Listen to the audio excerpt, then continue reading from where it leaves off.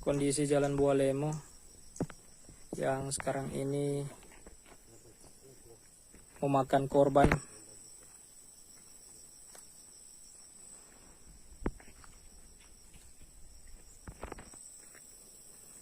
Jalannya kurang bagus memang.